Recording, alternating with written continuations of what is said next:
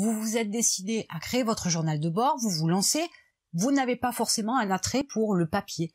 Vous n'avez pas forcément envie d'avoir un cahier, vous préférez plutôt une application en ligne qui va vous permettre notamment de pouvoir accéder à votre journal de bord, que ce soit sur votre ordinateur portable, que ce soit sur votre mobile, sur votre ordinateur de bureau ou encore sur votre tablette, de façon à pouvoir y accéder rapidement et à remplir votre journal de bord quand vous en avez besoin, voire même à le consulter, puisque de toute façon c'est une nécessité pour pouvoir vous faire avancer. Pour que le journal de bord soit vraiment un outil puissant, il vous faut relire ce que vous avez écrit. Alors je vais vous montrer comment vous allez pouvoir utiliser une application pour pouvoir créer votre journal de bord, et c'est une application qui est très facile. Alors je n'ai pas choisi une application de journal de bord en ligne spécifique pour ce type d'utilisation-là. J'ai préféré utiliser une application de notes parce que je trouve que c'est beaucoup plus convivial, qu'on peut y rajouter davantage d'informations à l'intérieur, que ce soit un lien vidéo, que ce soit une image, etc. Je trouve ça beaucoup plus convivial et beaucoup plus agréable de pouvoir utiliser cette application-là. Alors cette application-là, c'est OneNote de Windows, tout simplement. Alors c'est une application qui est gratuite et qui va donc vous permettre d'accéder à votre journal de bord sur tous les supports. Alors la première chose que vous avez à faire, c'est créer un bloc-notes. Donc moi je l'ai déjà créé, mais je vous montre la manipulation. Donc vous cliquez en bas sur bloc-notes, il y a une fenêtre qui s'affiche, vous indiquez le nom du bloc-notes, moi je l'ai appelé journal de bord. Là, j'ai 3 comptes connectés, mais vous allez donc sélectionner le compte sur lequel vous avez créé votre compte Windows pour OneNote, et vous allez en dessous cliquer sur créer un bloc-notes.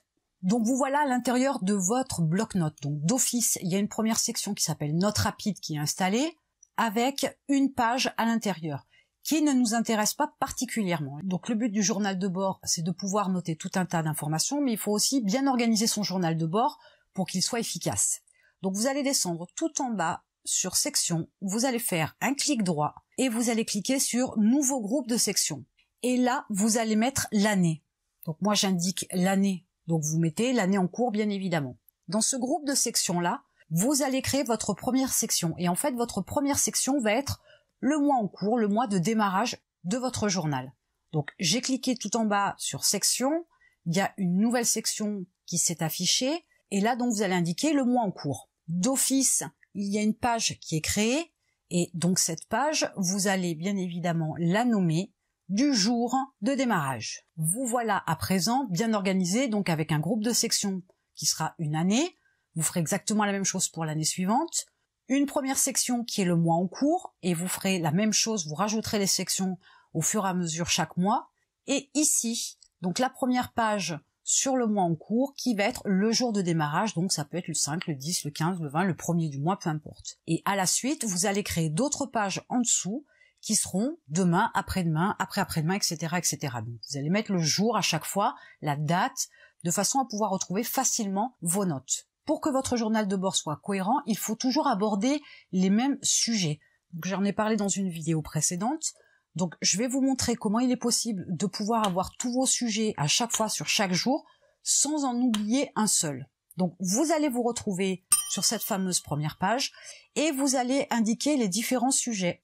Une fois que vous avez indiqué toutes ces informations-là, alors vous faites la mise en forme que vous voulez, bien évidemment, vous avez la possibilité de mettre des titres 1, titre 2, une hiérarchisation dans les titres. Vous avez la possibilité de changer de couleur, par exemple. Donc vous pouvez faire une mise en page, une mise en forme des informations dont vous allez avoir besoin à chaque fois. Une fois que vous avez terminé cette base, en fait, ça va être votre template de base. Vous allez mettre votre souris sur cette page-là, vous faites un clic droit et vous faites copier et vous descendez en bas et un clic droit, coller. Vous avez donc dupliqué votre template. Du coup, qu'on soit sur cette page-là ou sur cette page-là, vous voyez, c'est exactement la même chose. Et du coup, comme vous avez un template de base, à chaque fois, vous n'avez qu'à dupliquer votre template, votre canevas de base, et vous allez donc avoir tous les sujets que vous devez aborder. Comme ça, ça vous permettra de ne plus jamais en oublier un seul. Il se peut que par la suite, vous ayez des sujets supplémentaires que vous souhaitez aborder. Dans ce cas-là, vous modifiez votre canevas de façon à ce que quand vous le dupliquez, vous n'oubliez pas les nouvelles sections, les nouveaux sujets que vous voulez aborder. Comme vous avez pu le voir, créer un journal de bord avec une application et là avec OneNote, c'est très simple, c'est très facile, c'est très rapide. Comme avec cette application, vous pouvez consulter votre journal de bord sur votre smartphone, sur votre tablette, sur votre PC portable, sur votre PC de bureau. vous avez l'opportunité d'avoir toujours accès à ces informations-là et vous pouvez, quoi qu'il arrive, tous les jours, remplir votre journal de bord. Comme vous avez pu le voir, la mise en place ne prend que quelques minutes.